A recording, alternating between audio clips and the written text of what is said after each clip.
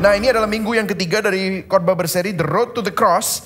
Dan hari ini kita akan bicara mengenai jalan memahami citra diri yang sebenarnya. Dan teks kita hari ini dari Roma 8 ayat 1 sampai 15. Saya akan membacanya dan saudara membaca yang biru ya saudara ya. Kita akan bergantian membacanya. Roma 8 ayat 1.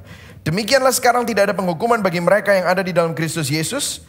Roh yang memberi hidup telah memerdekakan kamu dalam Kristus dari hukum dosa dan hukum maut. Sebab apa yang tidak mungkin dilakukan hukum Taurat karena tak berdaya oleh daging telah dilakukan oleh Allah dengan jalan mengutus anaknya sendiri dalam daging yang serupa dengan daging yang dikuasai dosa karena dosa. Ia telah menjatuhkan hukuman atas dosa di dalam daging. Ayat 4. Supaya tuntutan hukum Taurat digenapi di dalam kita yang tidak hidup menurut daging tetapi menurut roh. Ayat 5 saudara lagi. Sebab mereka yang hidup menurut daging memikirkan hal-hal yang dari daging. Mereka yang hidup menurut roh memikirkan hal-hal yang dari roh. Karena keinginan daging adalah maut, tetapi keinginan roh adalah hidup dan damai sejahtera. Ayat 7. Sebab keinginan daging adalah perseteruan terhadap Allah. Karena ia tidak takluk kepada hukum Allah. Hal ini memang tidak mungkin baginya. Mereka yang hidup dalam daging tidak mungkin berkenan kepada Allah. Tetapi kamu tidak hidup dalam daging, melainkan dalam roh. Jika memang roh Allah diam di dalam kamu, tetapi jika orang tidak memiliki roh Kristus, ia bukan milik Kristus. Tetapi jika Kristus ada di dalam kamu, maka tubuh memang mati karena dosa, tetapi roh adalah kehidupan oleh karena kebenaran. Ayat 11, dan jika roh dia yang telah membangkitkan Yesus dari antara orang mati diam di dalam kamu, maka ia yang telah membangkitkan Kristus Yesus dari antara orang mati akan menghidupkan juga tubuhmu yang fana itu oleh rohnya yang diam di dalam kamu. Jadi saudara-saudara, kita adalah orang berhutang, tetapi bukan kepada daging supaya hidup menurut daging. Ayat 13, sebab jika kamu hidup menurut daging, kamu akan mati. Tetapi jika oleh roh kamu mematikan perbuatan-perbuatan tubuhmu, kamu akan hidup. Semua orang yang dipimpin roh Allah adalah anak Allah. Ayat 15, sebab kamu tidak menerima roh perbudakan yang membuat kamu menjadi takut lagi, tetapi kamu telah menerima roh yang menjadikan kamu anak Allah. Oleh roh itu kita berseru ya Aba, ya Bapa. Berbahagialah orang yang mendengar firman Tuhan, memelihara dalam hatinya dan melakukan dalam hidupnya. Nah saudara, dalam khotbah berseri ini kita melihat bersama-sama jalan menuju salib. Betapa signifikan salib Kristus. Nah di minggu pertama kita melihat bahwa salib memberi jalan kepada pengampunan. Di mana kita disembuhkan dari rasa bersalah kita. Minggu lalu Pastor Yakub Trihandoko mengubah pandangan kita bahwa melalui salib kita dapat melihat penderitaan itu berbeda. Pergumulan kesusahan dalam hidup itu berbeda pandangannya karena salib. Karena Yesus melalui salib masuk dalam penderitaan kita.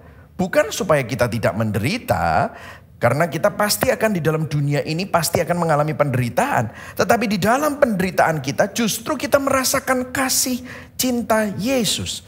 Nah kita sudah membahasnya. Nah minggu ini kita akan melihat bagaimana salib sebenarnya adalah jalan untuk memahami citra diri saudara yang sesungguhnya. Nah menurut sekuler citra diri ini ada dua saudara ya. Dihasilkan dari dua macam. Yang pertama dihasilkan dari bagaimana seseorang menganggap pandangan orang lain terhadap dirinya. Bagaimana dia pikir orang lain itu memandang dirinya seperti apa. Jadi opini orang, apa yang orang pikirkan tentang dia. Kemudian yang kedua, citra diri itu dihasilkan dari bagaimana cara orang memandang dirinya sendiri. Bagaimana dia ingin menjadi dirinya yang ideal.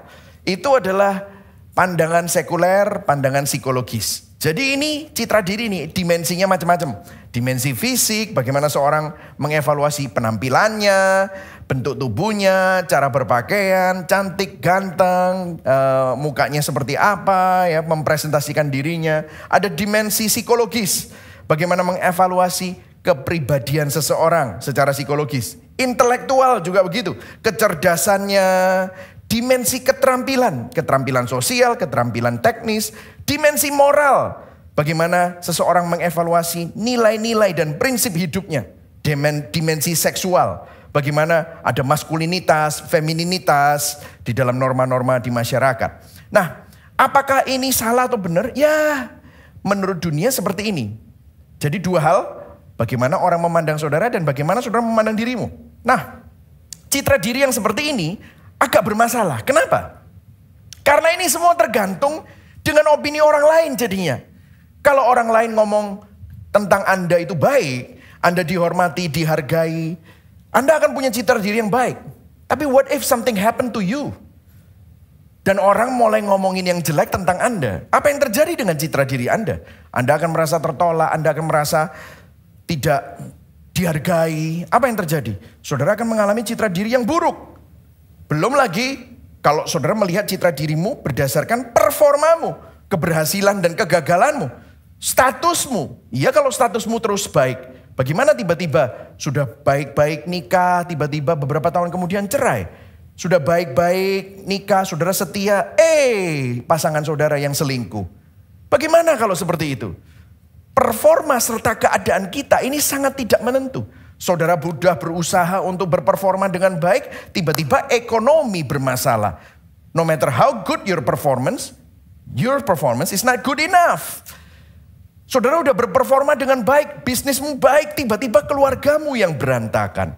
Apa yang terjadi? Citra dirimu juga rusak. Saudara merasa aku good businessman, tapi kok keluargaku kacau balau. Sehingga citra diri saudara terpengaruh oleh performa saudara.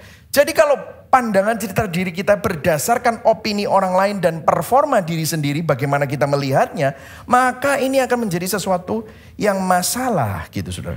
Nah hari ini saya mau membawa saudara untuk melihat dari sisi salib. Salib itu lebih dari sekedar simbol fashion ataupun simbol agamis, tetapi orang yang punya lahir baru, yang punya citra diri di dalam Kristus itu dibentuk dan ditata ulang citra dirinya oleh salib Kristus.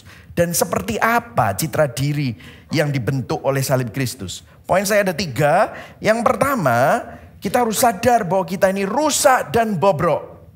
Yang kedua, meskipun kita rusak dan bobrok, kita ini juga sangat berharga. Kemudian yang ketiga, bagaimana kita menghidupi citra diri Injil. Oke, ini adalah 3 poin saya. Dan yang pertama kita akan mulai, kita rusak dan bobrok. Yang siap belajar katakan yes. Yes, oke. Nah kita akan memulai dengan sebuah ayat yang menurut saya yang tadi kita baca sangat powerful. Dikatakan begini, sebab apa yang tidak mungkin dilakukan hukum Taurat karena tak berdaya oleh daging, telah dilakukan oleh Allah. Poin 1A. Kita memiliki ketidakberdayaan karena daging. Saudara-saudara dan saya ini punya ketidakberdayaan dan keterbatasan gara-gara apa? Daging. Nah kita tadi baca Roma 8. Nah untuk menjelaskan ketidakberdayaan ini saudara harus lihat Roma 7. Karena Rasul Paulus menjelaskan di Roma 7 akan ketidakberdayaan ini. Di Roma 7 ayat 18 dikatakan begini. Dia menjelaskan tentang ketidakberdayaan tentang daging ini. Sebab aku tahu, ayat 18. Di dalam aku, yaitu di dalam aku sebagai manusia, daging. Tidak ada sesuatu yang baik. Sebab kehendak memang ada di dalam aku. Baca sama-sama yang huruf besar semua. 1, 2, 3. Tetapi bukan hal berbuat baik. Nah saudara mungkin saudara tahu secara kognitif, secara pengetahuan saudara perlu berbuat baik. Tapi kenapa ya? Jujur, setiap kita itu yang muncul di pikiran kita itu kok malah hal-hal yang buruk, hal-hal yang jahat, hal-hal yang kotor, hal-hal yang serakah, hal-hal yang licik, hal-hal yang tidak sepantasnya. Kenapa ya? Makanya di ayat 7 tadi kita sudah baca. Lihat ayat 7. Sebab keinginan daging adalah perseteruan, permusuhan terhadap Allah. Karena ia tidak takluk pada hukum Allah, hal ini memang tidak mungkin baginya. Ayat 8, baca sama-sama. 1, 2, 3. Mereka yang hidup dalam daging tidak mungkin berkenan kepada Allah. Coba kita lihat. Ini hopelessness loh. Kita tidak berdaya karena daging. Kemudian apa? Daging itu berseteru dengan Allah. Tidak tunduk sama hukum Allah. Dan mereka yang hidup dalam daging tidak mungkin berkenan kepada Allah. Wow. Inilah kenapa saudara dan saya ini rusak. Barang rusak. Barang rusak dan bobrok. Kenapa? Karena kita hidup di dalam daging. 1 Yohanes 2 ayat 16 saya nggak usah tampilkan. Tapi saya bacakan buat saudara. Sebab semua yang ada di dalam dunia yaitu apa? Ada 3. Kalau ada Holy Trinity ini Unholy Trinity. yang tidak kudus ini ya, 3 ini. Keinginan daging, keinginan mata, serta keangkuhan hidup. Ini unholy trinity. Keinginan daging, keinginan mata, keangkuhan hidup. Coba kita pikir, itu sebenarnya membangun citra diri. Berdasarkan apa? Dagingmu. Kamu lihat orang lain seperti itu, kamu ingin untuk apa? Membangun citra diri berdasarkan keangkuhan. Nah ini manusia. Keinginan daging, keinginan mata, keangkuhan hidup. Itulah sebabnya Rasul Paulus sampai desperate. Dia bilang di Roma 7 ayat 24. Aku manusia celaka. Siapa yang akan melepaskan aku dari apa saudara? Baca sama-sama. Tubuh maut ini. Daging ini.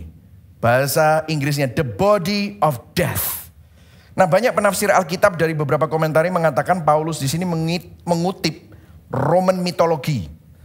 Mitologi Romawi dari Raja Mezentius yang mengikat tawanan perang untuk menyiksa musuhnya. Kalau dia menang perang terus ada orang-orang yang masih hidup, teman-temannya kan mati. Yang teman-temannya yang mati itu nggak dibakar. Tapi apa yang terjadi? Teman-temannya yang mati itu diikatkan sama yang masih hidup sehingga modelnya seperti ini, saudara. Terus kemudian dibawa ke padang gurun, ditinggal begitu saja. Dan apa yang terjadi? Ini untuk menyiksa yang hidup itu supaya mati pelan-pelan.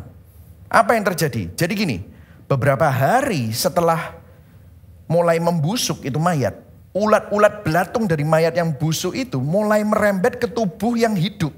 Sehingga pelan-pelan itu daging yang masih hidup ini dimakanin oleh tulang itu, oleh belatung-belatung dan semua pembusukan itu. Sehingga orang yang masih hidup ini sebelum dia matinya pelan-pelan. Sebelum dia mati dia sudah gila duluan. Nah apa yang terjadi? Rasul Paulus bilang ini. Kamu kalau hidup dengan daging itu seperti itu. Dosa itu bukan sekedar perbuatan jahat. Tapi suatu kuasa dan dorongan yang melekat di dalam hati kita. Dan bila dibiarkan, dosa itu gak pernah netral. Dosa akan menggerogoti pelan-pelan dan membinasakan kita. Saudara, saya banyak baca buku biografi yang sudah ditranslatekan dalam sebuah movie.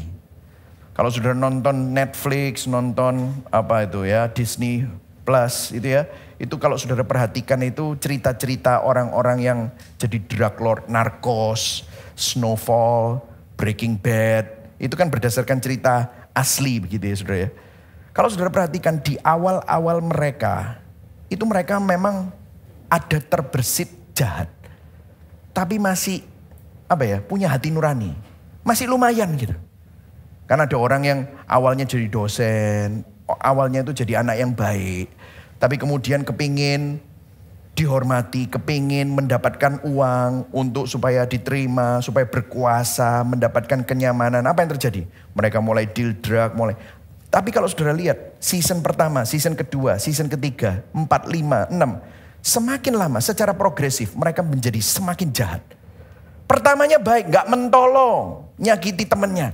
Habis itu dia mulai membunuh orang yang tidak kenal. Akhirnya dia membunuh temannya yang mengkhianati dia. Akhirnya dia membunuh papanya. Dia membunuh adiknya. Dia membunuh sahabatnya. Sampai akhirnya dia sendiri yang kena batunya. Saudara bisa lihat. Kok bisa ya orang itu secara progresif makin jahat. Itulah dosa. Nah no wonder. Kita ini memang rusak. Kita memang bobrok. Nah lalu apa solusinya? Nah solusinya di sini kalau saudara perhatikan. Di Roma 7 ayat 25 yang terakhir. Kan tadi Rasul Paulus 24 bilang. Siapa yang bisa menyelamatkan aku dari celaka aku ini. Dari tubuh dosa, maut. Ayat 25. Syukur kepada Allah oleh Yesus Kristus Tuhan kita. Ayat 1 baca sama-sama ini kabar baik. 1, 2, 3. Demikianlah sekarang. Tidak ada penghukuman bagi mereka yang ada di dalam Kristus Yesus. Penghukuman itu kata krima. Tidak ada, bukan hanya saat itu, tapi no more. Lu kok bisa? Padahal kan beberapa ayat sebelumnya kamu celaka. Tidak ada yang baik. Lu kok bisa? Kamu padahal masih bisa berdosa, tetapi sekarang no more condemnation. Tidak ada lagi penghukuman. Bagaimana caranya? Nah caranya di ayat 2. Dikatakan begini. Roh yang memberi hidup telah memerdekakan kamu di dalam Kristus. Oh, dikasih hati yang baru melalui Roh Kudus. Dikasih Roh Kudus yang memberi hidup untuk memerdekakan kita dari hukum dosa dan hukum maut. Nah, ini saya kasih doktrin dulu ya saudara, nanti baru aplikasinya. Gimana caranya? Nah, ini doktrin salib saudara, doktrin substitusi. Caranya gimana kok bisa roh itu masuk? Karena nggak bisa Roh Kudus campur sama dosa, nggak bisa kan? How can Roh Kudus masuk ke dalam hati kita yang penuh dengan dosa? Bukti ini perjanjian lama. Raja Saul, begitu dia membangkang sama Tuhan, Roh Allah meninggalkan dia. Lah ini Rasul Paulus bilang, aku bobrok, aku rusak. Tapi ada roh yang hidup sehingga aku tidak lagi ada dalam penghukuman di dalam Kristus. Gimana caranya? Oh, caranya melalui salib, saudara. Disinilah Roma 8 ayat 3b. Kita baca sama-sama ya. Tadi kita sudah baca tapi baca pelan-pelan. 1, 2, 3. Dengan jalan mengutus anaknya sendiri dalam daging yang serupa dengan daging yang dikuasai dosa. Karena dosa ia telah menjatuhkan hukuman atas dosa di dalam daging. Dia yang tidak mengenal dosa menjadi dosa supaya barang siapa yang percaya kepadanya yang tadinya berdosa itu jadi kebenaran. Allah mengasihi kita, dia mengaruniakan Yesus Kristus, mengutus anaknya sendiri dalam daging. Jadi manusia, dikuasai dosa karena dosa, tapi tidak berdosa. Dijatuhi hukuman atas dosa di dalam daging. Jadi gini saudara, kesimpulannya. Memang kita begitu rusak dan bobrok. Sehingga anak Allah, Yesus Kristus, harus mati di salib demi menyelamatkan kita. Yang setuju katakan amin. Yang setuju katakan terima kasih Yesus. Amin saudara. Ini saudara terima. Yesus menghidupi ketaatan yang seharusnya saudara dan saya hidupi. Tapi dia harus menjalani maut, hukuman dosa yang seharusnya saudara dan saya tanggung. Dia yang tanggung. Nah, ini luar biasa, ini adalah kabar baik saudara. Nah, saya masuk dalam poin yang kedua. Jadi memang kita bobrok, kita rusak. Namun kita juga sangat berharga. Berdasarkan ayat tadi, ada seseorang yang namanya C.S. Lewis memberikan quote yang luar biasa di dalam bukunya Mere Christianity. Dia bilang begini ya. By the way, sebelum saya kasih quote-nya, manusia itu kepingin jadi Tuhan ya.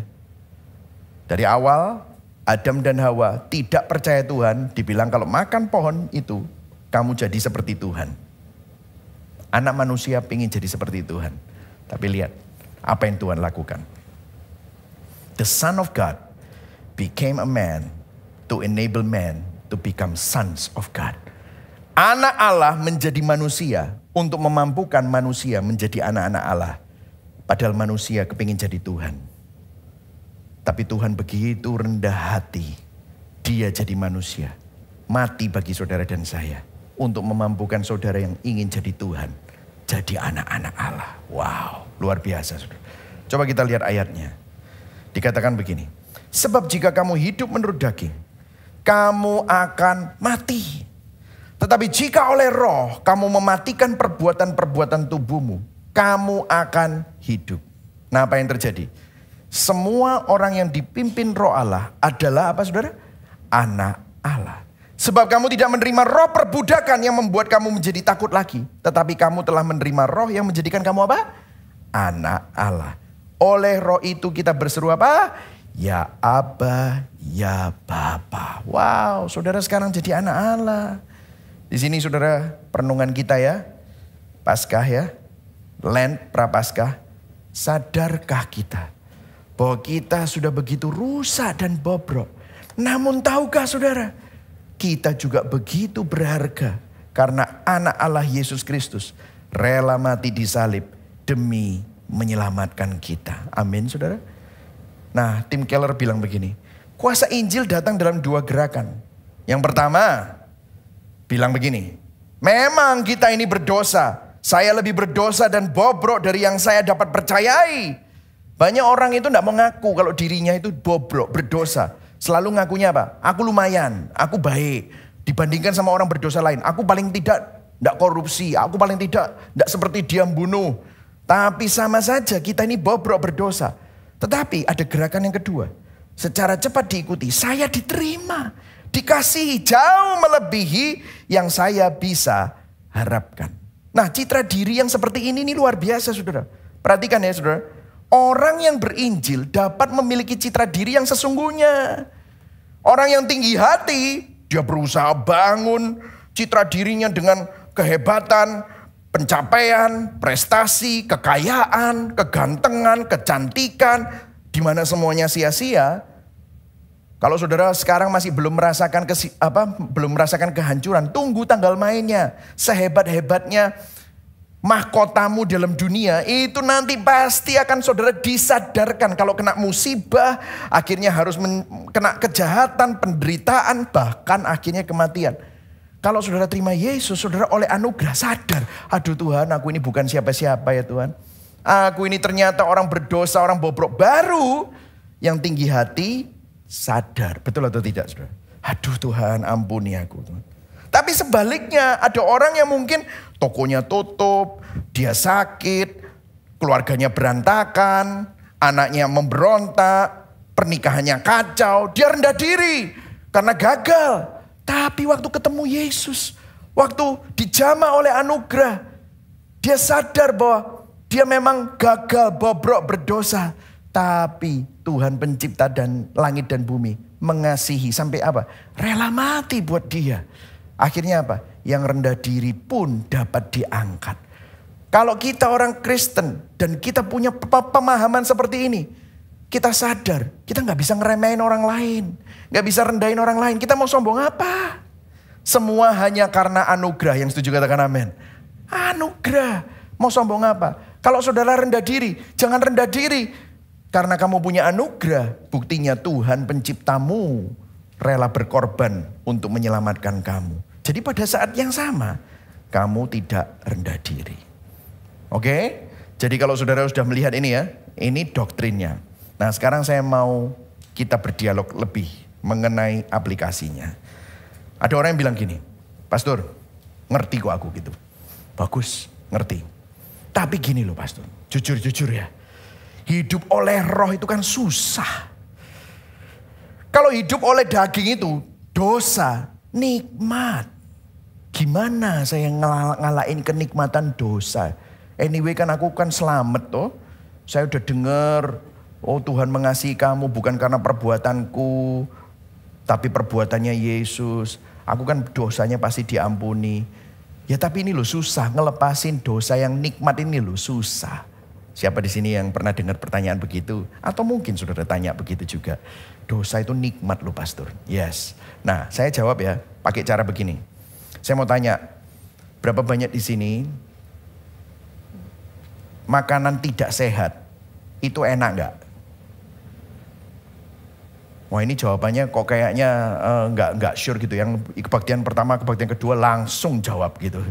Ini makanan tidak sehat enak gak? Enak gitu ya saudara. Semuanya langsung gini ya enak. Kenapa? Ya enggak usah ditanya Pastor. Yang namanya goreng-gorengan, jeroan, ya samcan, lemak-lemak. Itu enak gitu. Saya mau tanya sama saudara. Makanan sehat enak gak? Duh, tergantung. Saudara harus belajar menikmatinya. Betul atau tidak saudara? Hidup gak sehat enak gak? Enak leye-leye, gak lapo-lapo, ya saudara gak kerja, semuanya serba, pokoknya enak, kenyamanan. Enak gak? Ya enak gitu ya. Hidup sehat, makan sehat, enak gak? Well, saudara harus belajar menikmatinya. Betul ya saudara? Saudara harus belajar. Ada orang yang sudah menikmatinya dan dikasih makanan yang tidak sehat dan suruh leye-leye gitu. Gak bisa, kenapa? Karena saudara tahu kalau aku makan ini di treadmill berapa jam aku untuk bakar ini gitu saudara. Aku nanti kalau makan ini aku harus sepedaan berapa lama untuk bakar ini ya. Dan kalau saudara tahu nih ya saudara ya. Kalau makan sehat itu ada konsekuensinya gak? Of course ada. Tubuhmu lebih sehat, lebih kurus, fatty livernya hilang. Dan apa yang terjadi? Saudara lebih enteng ya. Terus kemudian peredaran darahmu lebih baik. Wah engkau secara emosional bahkan lebih healthy. Apa yang terjadi kalau saudara makanan tidak enak makanan tidak sehat, hidup tidak sehat? Apa yang terjadi? Ada konsekuensinya gak? Kalau rapor sekolah merah, ini merah semua laporan darahmu. Apa yang terjadi? Ya, fatty liver, kolesterol dan segala macam. Saudara harus minum obat dan yang lain-lain. Apa yang terjadi? Ada konsekuensinya. Gini loh saudara. Dosa itu nikmat ya. Nikmat. Dosamu diampuni nggak? Misalnya, saudara penghasilan sama pengeluaran. Penghasilanmu nggak seberapa, pengeluaranmu banyak. Saudara konsumerisme. Dikonsumsi oleh apa? Keserakahan. Saudara minta ampun sama Tuhan. Tuhan ampuni keserakahanku. Tuhan ampuni nggak? Ampuni. Lah utangmu. Siapa yang bayar? Ya harus kamu. Utang harus bayar. Saudara bisa datang ke pastor. Pastor doakan saya banyak utangnya. Ya saya doakan. Tapi saya nggak bisa bantu bayar utangmu. Apa yang terjadi? Konsekuensi dosa pasti akan ada buntutnya. Saudara selingkuh. Ampuni Tuhan, dosa perzinahan. Tuhan ampuni. Istrimu. Belum tentu. Anakmu. Butuh proses konseling. Jadi begini saudara. Dosa nikmat nggak? Nikmat. Tapi ada konsekuensinya. Hidup oleh roh. Saudara harus belajar menikmatinya. Karena ada suatu keindahan yang luar biasa di balik semua itu. Persis seperti makan sehat dan hidup sehat. Nah, bagaimana caranya menghidupi semua ini? Bagaimana kita menghidupi citra diri? Karena kalau tidak, saudara selalu disiksa oleh citra diri yang tidak sehat itu tadi. No wonder saudara selalu merasa rendah diri, merasa insecure, merasa cemas. Kenapa? Nah ini kita lihat ya. Gimana? Coba kita lihat di sini ayat 13. Sebab jika kamu hidup menurut daging, kamu akan mati. Tetapi jika oleh roh, kamu mematikan perbuatan-perbuatan tubuhmu, kamu akan hidup. Nah saudara perhatikan, kalau saudara lihat Roma 6, Roma 7, maka setiap kali Rasul Paulus berbicara tentang perbuatan tubuh atau daging, yang dimaksud itu bukan cuma hanya tentang daging-daging ini ya, tapi usaha kita untuk menjadi penyelamat bagi diri sendiri. Kita berusaha untuk menjadi penyelamat bagi diri sendiri dengan apa? Membangun citra diri dengan kehebatan-kehebatan kita, dengan pencapaian kita, dengan kekayaan kita. Itu yang kita bangun. Akhirnya apa yang terjadi? Kamu pasti akan kecewa, kamu akan mati. Coba kita lihat di ayat yang kelima. Mirip sama ayat yang tadi, ayat yang ini, 13. Di ayat yang kelima, saya sudah highlight. Tetapi saudara perhatikan di sini, ada hal-hal yang saya highlight yang menjadi fokus kita. Coba kita lihat. Sebab mereka yang hidup menurut daging memikirkan. Katakan sama-sama memikirkan. Memikirkan hal-hal yang dari daging. Mereka yang hidup menurut roh. Apa saudara? Memikirkan hal-hal yang dari roh. Memikirkan. Nah memikirkan di sini bukan the mind saja. Tetapi apa yang diinginkan hati. The heart. Dan ayat 6, baca sama-sama ayat 6-nya. 1, 2, 3. Karena keinginan daging adalah maut, tetapi apa? Keinginan roh adalah apa? Hidup dan damai sejahtera. Nah saya akan bahas dulu yang keinginan daging. Keinginan daging ini maut. Apa maksudnya hidup menurut roh? Hidup menurut daging dan memikirkan apa yang diinginkan daging. Apa? Perhatikan di sini. Apa yang menarik perhatianmu? Apa yang membuat hatimu terpesona? Menarik impian dan imajinasimu yang menyibukkan pemikiranmu. Apapun itu adalah cara kita membenarkan diri sendiri. Membuktikan diri sendiri. Demi memiliki harga diri. Saya kembali ke makanan sehat sama makanan tidak sehat ya. Misalnya, saudara sudah belajar makan sehat. Saudara pergi ke nutrisionis. Saudara dikasih menu. Senin menunya ini. Selasa, Rabu, Kamis, Jumat, Sabtu, Minggu. Wah, saudara sudah ngelakuin 2 minggu. Wah, saudara merasa, waduh, lumayan beratku mulai turun ya. Badanku entengan gitu ya. Terus saudara pergi ke care group, pas lagi care group gabungan, lagi potluck, datang makanan saudara. Wah, saudara datang ke care group itu, begitu saudara datang, saudara lihat ada soto otak. Babat, nasi goreng babat, kriuk-kriuk. Ada samcan, ada bakwan goreng. Semua yang unholy trinity itu tadi keluar semua. Saudara. Keinginan daging, mata, semuanya keluar situ. Nah apa yang terjadi? Saudara ngelihat gitu aja udah ngelek ludah. Saudara baru 2 minggu punya kebiasaan baru.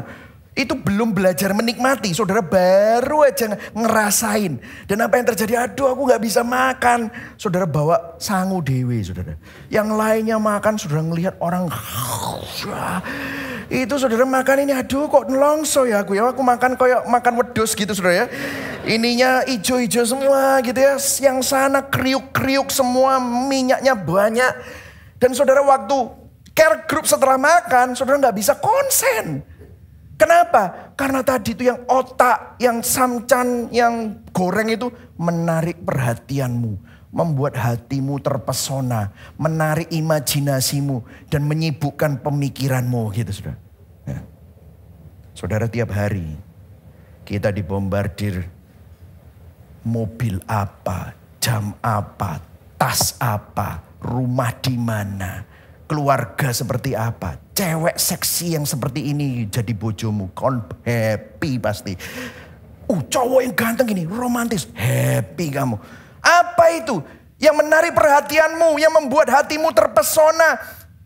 Hamba Tuhan juga gitu ngelihat, jemaatnya banyak, gedungnya keren. Wah, semakin banyak. Kadang-kadang makanya saya capek kalau ketemu sama hamba-hamba Tuhan. Kita ini sering bragging, meskipun humble, tapi humble bragging gitu saudara. Oh iya sekarang puji Tuhan. Semuanya sekarang berapa ribu. Gitu saudara. Yeah. Jadi kita itu apa sih? Apa yang menarik perhatianmu? Itu adalah apa yang kita pikirkan. Yang dianggap hebat. Akhirnya apa? Kita berusaha kejar itu. Kita berusaha untuk mencapai itu. Jadi kaya, jadi ganteng, si seksi, jadi orang yang dihormati. Kamu jadi orang yang cantik. Apa yang ingin kamu raih untuk apa? Memiliki harga diri supaya kamu dihormati. Supaya kamu mendapatkan citra diri menurut orang lain kamu tuh hebat. Pembuktian diri, membenarkan diri. Ini adalah sesuatu yang sebenarnya adalah tuanmu. Hidup daging. Hal itulah yang menjadi penyelamat palsu kita. Tuhan kita, berhala bagi diri kita. Ini yang akhirnya menggerogoti kita seperti mayat tadi yang nempel di tubuh orang yang hidup. Tapi ketahuilah, penyelamat-penyelamat palsu dan berhala-berhala Tuhan palsu pada akhirnya selalu mengecewakan, saudara. Saudara, saya untuk menjelaskan ini lebih lagi, saya akan pakai sebuah ilustrasi dari sebuah movie, Chariots of Fire. Movie ini dibuat tahun 1981. Ada dua pelari yang sedang bersaing. Mereka sama-sama berlari, kerja keras. Dua-duanya menang medali emas di lomba lari yang berbeda. Di Olimpiade. Namanya Harold Abrahams and Eric Liddell. Mereka menang emas untuk negara Inggris di Olimpiade Paris 1924. Namun ada sesuatu yang menarik dari film ini. Ada perbedaan yang sangat hakiki, perbedaan yang sangat mendasar. Kenapa mereka lari dan bertanding? Dua orang ini, Harold Abraham dan Eric Liddell. Eric Liddell adalah yang di Pampang ini. Dia seorang Kristen. Ditanyain, Harold Abraham dulu ya, temannya yang satu. Kenapa kamu bertanding dan berlari? Apa yang menjadi motivasimu kok kamu berlari? Terus kemudian waktu dia menjawab sesuatu yang memberikan kita petunjuk. Dia bilang begini, when I run the 100-meter dash, when that gun goes off, I have 10 seconds to justify myself. Ketika saya berlari 100 meter, ketika pistol itu meletus, saya punya 10 detik untuk membuktikan diri, melakukan pembenaran diri, bahwa aku ini berharga, aku ini berarti. Dia pikir kalau aku memenangkan perlombaan ini, aku memenangkan olimpiade ini, aku menjadi atlet yang berprestasi, maka aku tahu aku berharga, aku dapat menerima diriku sendiri, aku membangun citra diri yang berarti, aku bisa dengan confidence menghadapi dunia bahwa aku seorang pemenang. Wah, bukankah itu kita semua, saudara? Kita pikir kalau kita dapat omset segitu, kita nikah dengan orang itu, yang bagi yang jomblo. Atau saudara udah nikah, saudara nyesal sama siapa yang saudara nikahi. Kalau coba dulu aku nikah sama dia. Makanya sekarang saudara selalu uring-uringan tentang pernikahan. Coba kalau aku Dulu ndak dikhianati sama bisnis partnerku. Aku sekarang wis soge. Gitu. Saudara bilang begitu. Apapun itu, you justify yourself. Kita persis seperti ini. Saudara. Tapi ada yang menarik waktu Eric Liddell. Dia ditanyain, kenapa kamu mau lari? Apa yang menjadi motivasimu untuk bertanding? Dan akhirnya dia menang medali emas. Dia bilang begini, God made me fast. So when I run, I feel His pleasure. Tuhan membuat aku bisa berlari cepat. Jadi ketika aku berlari, aku merasakan kenikmatan Tuhan. Jadi dia gini, aku bukan berlari untuk membuktikan diri. Buat apa aku membuktikan diri? Tuhan sudah membenarkan aku bobrok. Aku berdosa. Tapi aku diselamatkan. Dan aku dititipi talenta untuk bisa lari cepat. By the way, kalau saudara lihat ini fotonya agak gelap ini. Mestinya saya ingin diterangin ya. Ini depiction di movie. Tapi kalau saudara pergi Eric Liddell yang aslinya. Itu benar-benar orangnya kalau lari ya kayak gitu. Gitu. Sambil lihat atas. Gitu sambil senyum. Terus ditanyain sama adiknya Jenny Liddell. Brother, kenapa sih kamu kalau lari itu seperti itu? Ini jawabannya. God made me fast. When I run, I feel His pleasure. Dia bilang, karena waktu aku run, aku menyembah Tuhan. By the way, setelah menang medali emas, beberapa tahun kemudian dia pergi ke China jadi misionaris. Dan beberapa tahun kemudian, dia mati di penjara sebagai misionaris. Saudara gini ya. Keduanya sama-sama berlari. Tapi Harold Abrahams yang pertama berlari untuk menjadi juru selamat bagi dirinya sendiri. Tapi yang kedua Eric Liddell dia berlari untuk memuji juru selamatnya. Karena apa? Karena sudah diselamatkan. Eric Liddell berlari dengan kebebasan. Kalau menang, soli deo gloria, segala kemuliaan bagi Tuhan. Kalau kalah, dia tahu dia sudah melakukan dengan segenap hatinya. Namun Harold Abrahams berlari dengan suatu kecemasan, ketakutan, kekhawatiran. Bagaimana nanti kalau aku kalah? Dan dia berlari berusaha untuk membuktikan diri, membenarkan diri. Bahkan di film setelah dia menang, dia tetap merasa gak puas. Kenapa? Dia takut, gimana kalau aku gak bisa mempertahankannya? Berhala-berhala dan penyelamat palsu selalu mengecewakan. Dan tidak pernah memberikan ketenangan dan kepuasan. Jadi hidup menurut daging dan memikirkan hal-hal yang dari daging bukan hanya pikiran kotor atau buruk. Namun intinya apa yang saudara taruh pikiran hatimu. Di mana ada sesuatu yang selain Yesus, itulah yang menjadi penyelamat-penyelamat fungsional kita. Penyelamat palsu kita. Jadi penyelamat palsu ini rumusnya seperti ini, saudara. Kalau saya kaya, kalau saya sukses, kalau saya cantik, saya nikah sama dia, saya punya bisnis ini, saya punya rumah di sini, punya anak.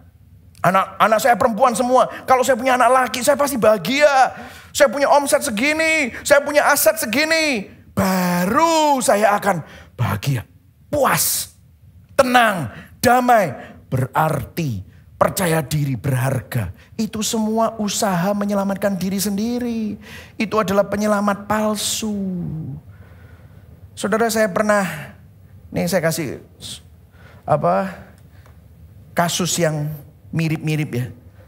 Ada dua orang muda yang pernah kehilangan pekerjaan. Ini dua masa yang berbeda, saudara. Mereka kehilangan pekerjaan bukan karena kesalahan mereka, tetapi gara-gara atasannya pilih kasih, difitnah, kehilangan pekerjaan dua-dua. Gara-gara tindakan bodoh dari atasannya dan tindakan tidak adil dari atasan mereka, keduanya kehilangan pekerjaan. Dan catatan karir mereka, keduanya tercoreng. Yang pertama, orang yang pertama berhasil mengatasi. Dia memaafkan bosnya, melanjutkan hidupnya, dapat pekerjaan baru, mulai meniti karirnya meskipun mulai dari bawah, namun karirnya mulai menaik lagi meskipun sempat tercoreng. Tapi waktu tercoreng itu pun dia juga mendapatkan pelajaran yang berharga yang membuat dia jadi orang yang bijaksana. Tapi orang yang kedua, dia gak bisa melewatinya. merasa getir, pahit, sinis, marah. Sehingga apa? Mempengaruhi karirnya, mempengaruhi pekerjaannya, mempengaruhi seluruh jalur karir di masa depannya. Saya ingat waktu ada orang-orang yang berusaha bersimpati, memberikan support secara emosional.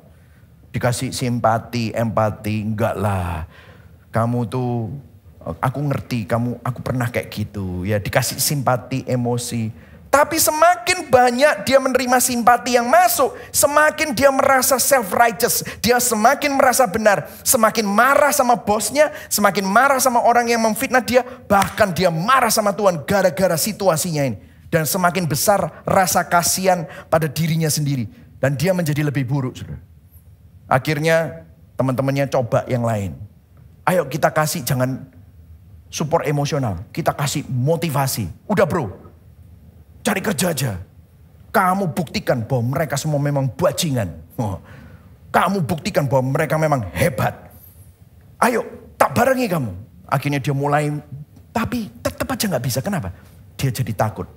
Iya kalau aku jadi hebat. Kalau aku ternyata tidak bisa sehebat dulu. Dan mereka nanti mentertawakan aku. Wow, akhirnya dia semakin hancur. Saudara perhatikan ya, perhatikan. Injil tidak memproses masalah seperti ini dengan pendekatan emosional dan motivasional. Tapi bergerak masuk lebih dalam ke dalam hati orang. Seharusnya orang itu bisa tanya, kenapa? Dua-dua peduli sama kerjaannya. Tapi yang satu bisa, yang satu kok gak bisa. Jadi bukan tentang memaafkan atau tidak memaafkan, tetapi sebenarnya perlu ditanyakan, kenapa ya aku kok marah? Kenapa ya kok aku merasa kasihan sama diriku sendiri?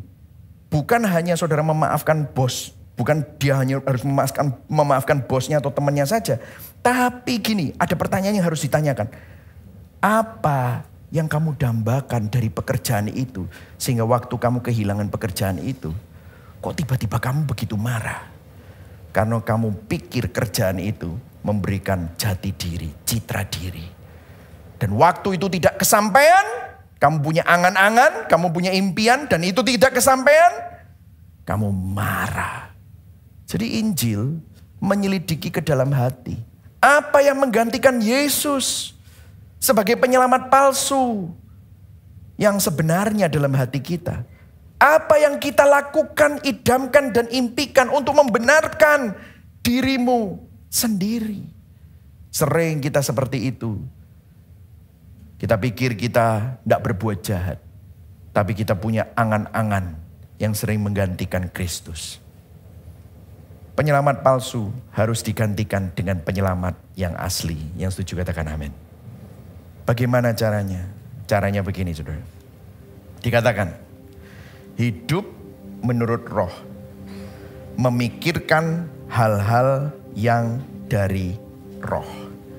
Keinginan roh adalah hidup dan damai sejahtera. Saudara kalau hidup menurut roh, melakukan keinginan roh, saudara akan damai. Katakan sama-sama shalom. Shalom, ini bahasanya shalom. Gimana caranya? Yesus pernah ngomong gini.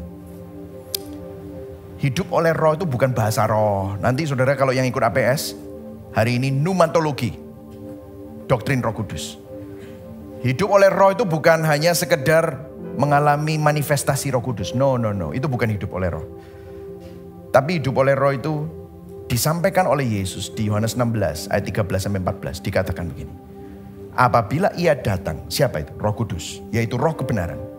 Ia akan memimpin kamu ke dalam seluruh kebenaran. Sebab ia tidak akan berkata-kata dari dirinya sendiri. Tetapi segala sesuatu yang didengarnya, itulah yang akan dikatakannya. Dia dengar dari mana? Ayat 14. Ia akan memuliakan aku. Aku itu siapa? Yesus. Sebab ia akan memberitakan kepadamu apa yang diterimanya daripadaku. Ini dari Yesus. Jadi perhatikan saudara. Apa sih hidup oleh roh itu? Adalah tugas Roh Kudus untuk mengarahkan kita kepada keindahan Yesus Kristus. Roh Kudus itu seperti lampu. Lampu tidak akan bilang gini, lihatlah aku. Enggak, lampu itu tugasnya apa? Menyinari objek yang disinari ini untuk jadi perhatian. Saudara, kalau lampu ini mati, saudara nggak akan lihat saya, gelap. Tapi saudara, waktu lampu ini nyala, saudara nggak akan lihat lampu, saudara lihat saya. Kenapa? Karena saya objek yang disinari. Roh Kudus mengarahkan kita kepada keindahan Yesus Kristus. Karena objeknya Roh Kudus bukan untuk menarik saudara supaya lihat ini loh Roh Kudus. Tidak. Makanya orang yang suka itu kompensasi dengan karunia roh, itu bukan Roh Kudus. Tapi kalau Roh Kudus itu mengarahkan kepada siapa? Objeknya itu Yesus. Apa yang telah dia lakukan kepada kita melalui karya salibnya.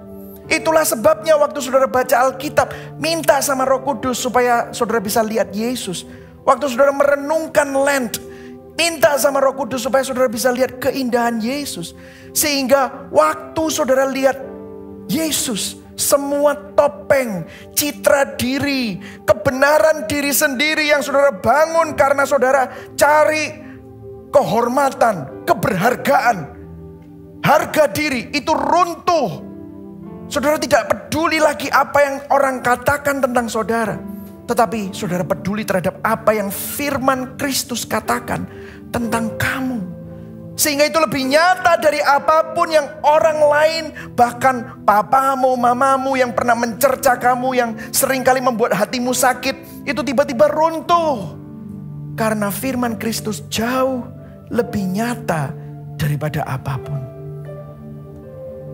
Hanya melalui Injil, hanya di dalam Kristus, kita ini bobrok, memang kita bobrok, seharusnya ditolak. Namun siapa yang ditolak untuk saudara? Yesus yang ditolak, sehingga saudara dapat diterima dan dikasihi. Kita memang bersalah, seharusnya kita dihakimi, namun Yesus yang dihakimi, sehingga saudara dan saya dibenarkan. Kita berdosa, seharusnya dihukum, namun siapa yang dihukum? Yesus yang dihukum, sehingga kita dikuduskan. Kita ini memang hina, seharusnya dibuang, diabaikan. Namun di salib, Yesus berkata, "Allahku, Allahku, mengapa engkau meninggalkan aku?" Siapa yang diabaikan Bapa? Yesus yang diabaikan Bapa. Supaya saudara dan saya menerima kemuliaan Yesus. Tidak ada sistem pemikiran citra diri. Tidak ada sistem filsafat citra diri yang seindah ini. Tidak ada agama dari timur dan barat yang mampu melakukan konsep ini semulia dan seindah Injil. Saudara dan saya tidak berharga mestinya. Namun Yesus Kristus yang paling berharga rela bayar harga untuk membuat kita yang tidak berharga menjadi sangat-sangat berharga. Yang setuju katakan amin. Taruh ini di hatimu. Taruh ini di pikiranmu. Ini lebih indah daripada semua yang dunia tawarkan. Semua Instagram berusaha bombardir saudara. Semua itu tidak seindah ini. Saudara, kesaksian pribadi. Saya pun harus terus-menerus bertobat. Saudara. Ada kalanya sebagai gembala sidang, sebagai pengkhotbah yang mengkhotbahkan Injil setiap minggu, saya jatuh. Kadang-kadang saya orangnya perfeksionis.